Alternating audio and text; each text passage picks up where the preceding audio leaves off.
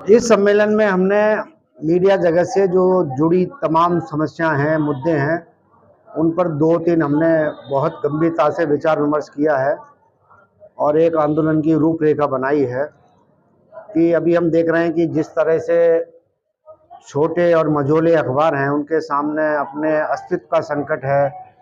उसको लेके हम एक नया संगठन बना रहे हैं जो छोटे और मझोले और छोटे चैनलों के हितों की आवाज़ उठाएगा और सरकार पे दबाव डालेगा कि नीतियों में बदलाव करके ऐसी नीति बनाई जाए कि जिनसे अखबारों पे आर्थिक बोझ ना पड़े और उन्हें सरकार से सहयोग मिलता रहे। इसके अलावा हमारी जो पुरानी मांगें हैं, जल पत्रकारों की सुरक्षा के लिए पत्रकार सुरक्षा कानून बनाने की मांग है, प्रेस काउंसिल के स्थान पर मीडिया काउंसिल बनाने का हमारा मांग है, मीडिया कमीशन बनाने की मांग है, नेशनल रजिस्टर्ड जर्नलिस्ट बनाने की मांग है। हम फेक न्यूज़ के खिलाफ भी अभियान हमारा जारी है, उसको भी हम और तेज करने वाले हैं। इसी तरह और भी जो समस्याएं हैं उन पर हमने विचार विमर्श किया है। दूसरा, हमारे जो संगठन के अब चुनाव होंगे, हमारा संगठन ही एकमात्र ऐसा संगठन है जो लोकतांत्रिक तरीके से हर 2 साल में यहाँ चुनाव होता है और चुनाव भी ऐसा होता है जिसमें अध्यक्ष और महासचिव दोबारा नहीं बन सकते हैं। तो अब कोई नया अध्यक्ष कौन होगा, नया महासचिव कौन होगा, इस पर भी सब लोग विचार विमर्श करके आगे आएंगे और हम लोग कोशिश रहती है कि सब लोग आम राय से अध्यक्ष महासचिव का निर्वाचन हो। 7 वाइस प्रेसिडेंट और 7 सेक्रेटरी, एक ट्रेजरर का भी चुनाव होता है। साथ में 31 सदस्य कार्यकारिणी का भी चुनाव होता है, उसकी भी तैयारी की गई है। इसके लिए हमने कार्यकारिणी ने अशोक किंकर को चुनाव अधिकारी घोषित किया है और जो भी पत्रकारों की समस्याएं हैं उस पर हम फिर आंदोलन चलाएंगे और अगली बैठक में फिर उस पर हम अपने कार्य का क्या हमने क्या काम किया, क्या तय किया था, कितना काम पूरा किया, उसमें फिर विचार विमर्श करते हैं। भारतवर्ष से कितने राज्यों के पत्रकारों ने इसमें से? इस सम्मेलन में 24 राज्यों के लगभग 200 पत्रकारों ने हिस्सा लिया है। ज़्यादातर राज्यों सभी राज्यों से लोग आए हैं। दक्षिण भारत से भी तमिलनाडु, केरल, आंध्र प्रदेश, तेलंगाना, कर्नाटक से लोग आए हैं। कोई ऐसा राज्य नहीं जहाँ से सदस्यों ने भाग ना लिया हो।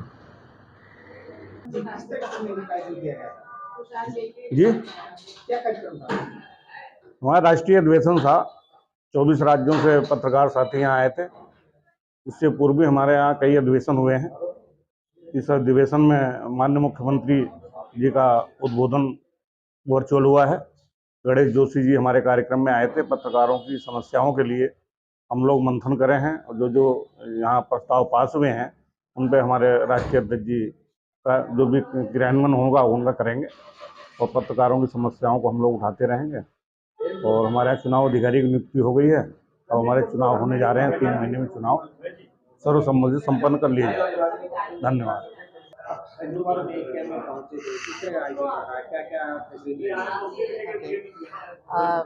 नमस्कार, मैं प्रतिभा हूँ, जनसत्ता अखबार दिल्ली में काम करती हूँ और राष्ट्रीय महिला के प्रकोष्ठ की मैं कन्वेनर संयोजक हूँ NUJI में।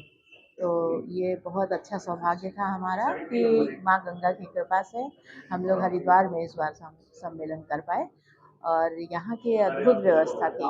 माँ भोले की कृपा, माँ भगवती की कृपा और भोले बाबा की कि इतना अद्भुत सुंदर सात्विक माहौल और खाना पीना सब कुछ इतना अद्भुत और रुकने ठहरने और माँ गंगा की गोद में। हाँ, तो ये बड़ा अच्छा संयोग रहा जिसमें हम लोग ये पुण्य पा सके। और बाकी हम लोग अपने राष्ट्रीय मुद्दों पर बात करें। महिलाओं के लिए खास तौर से मीडिया जगत में बड़ी चुनौतियां हैं। सामाजिक, सोशल और घर की तमाम जिम्मेदारियों के बीच में वो कैसे अपने व्यक्तित्व के साथ खड़ी रह सके अधिक इस मीडिया फील्ड में, इसके लिए हमारी कई सारी चिंताएं हैं जिस पर हम लोगों ने बात की और हम कोशिश करेंगे कि हम उनका समाधान मिलकर देश भर के व्यक्तियों के साथ कर सकें। तो ये हमारा आउटकम रहेगा। और thank you team Haridwar and Uttarakhand के पत्रकार साथियों का बहुत बहुत आभार और स्पेशली सुनील भाई का, उनके सानिध्य में बहुत अच्छा और पूरी टीम ही बहुत अद्भुत ढंग से पूरी निष्ठा के साथ लगी रही, तो ये अच्छा रहा। Thank you so much, love you. बहुत अच्छी सुविधा रही यहाँ हम यहाँ के आयोजकों ने बहुत अच्छा प्रोग्राम रखा हुआ था और बहुत अच्छी व्यवस्थाएं थी, सुव्यवस्थित कमरे थे, बहुत सुस्वादु खाना था, भोजन सुस्वादु, बहुत अच्छी व्यवस्थाएं थी मतलब। और आने वाले लोगों का जो रजिस्ट्रेशन करने वाले जो डेस्क पे थे, तो उनका व्यवहार भी बहुत अच्छा व्यवहार था। मीडिया का सतर्क को सुधारने किस तरह योजनाएं की गई? देखिए, योजनाएं तो अध्यक्ष महोदय ने जैसे आपसे बातचीत करते हुए बताया भी होगा कि योजनाएं बनाई जा रही हैं। लोगों के जो पत्रकार हैं, पत्रकारों का सतर्क को सुधारने की भी बात कर रहे हैं हमारे अध्यक्ष महोदय, क्योंकि आजकल पत्रकारिता का स्तर भी कहीं ना कहीं गिरता हुआ जा रहा है कि फेक न्यूज़ भी ज़्यादा आ रही हैं अब मीडिया जगत के अंदर। तो फेक न्यूज़ के ऊपर भी हम लोगों ने, अध्यक्ष महोदय ने जैसे बताया ही है कि हम लोग उसके ऊपर नज़र रख रहे हैं और फेक न्यूज़ का हम लोग विरोध भी खुलकर करें। हाँ जी, सबसे पहले ये था कि हमने पूर्व से ही योजनाएं बनानी शुरू कर दी थी। जैसे हमें पता चला था कि यह राष्ट्र अधिवेशन होगा और इसमें हमने प्रेमनगर आश्रम को वेन्यू चुना, ताकि जो भी सभी राज्यों से और यूनियन टेरिटरी से जितने भी प्रतिनिधि आ रहे हैं उनका पंजीकरण होकर उस अनुसार हमने समितियां बनाई, जैसे परिवहन समिति, आवास समिति, भोजन समिति, स्वागत समिति और एक निगरानी समिति, जो सभी कार्य को निगरानी में रखें और उनको देख रेख करें। इसमें हमको सबसे अच्छा ये लगा कि जो सारे प्रदेशों से आए थे, हमें विभिन्न प्रदेशों की संस्कृति से भी रूबरू होने का मौका मिला, चाहे वह भोजन से हो, खान पान से हो, भाषा से हो, आपसी समन्वय बना। जैसे हमें लगता है कि साउथ, नॉर्थ, तो हम सब पूरे घुल मिल के रहे।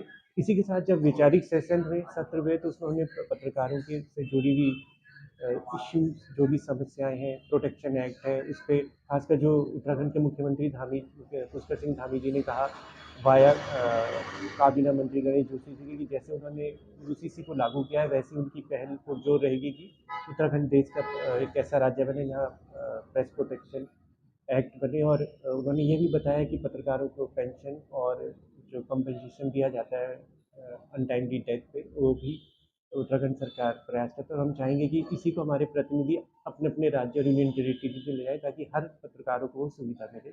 और यही national union journalist of India की जो देशव्यापी की सबसे लीडिंग संस्था है, उसके राष्ट्रीय अधिवेशन से हमें यही आशा थी। और हरिद्वार में ही नहीं, कई जगह से ये आ रहे हैं कि लोग हमसे जुड़ना चाह रहे हैं, तो हम चाहते हैं कि एनयूजेआई से लोग जुड़े और हम ऐसे ही सकारात्मक और प्रेस के कार्यरत काम करते रहें। धन्यवाद।